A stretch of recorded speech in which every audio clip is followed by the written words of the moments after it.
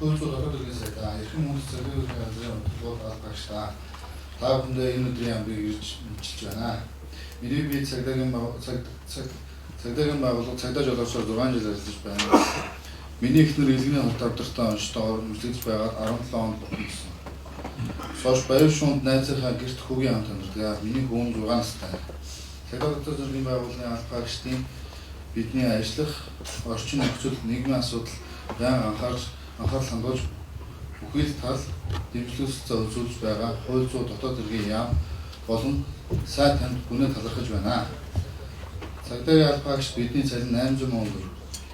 Эхнэр маань олон жил хүнд өвчтэй байсан тул цалингийн зээлтэй орон сууцтай болно гэдэг үнэхээр хүн хэцүү асуудал байлаа.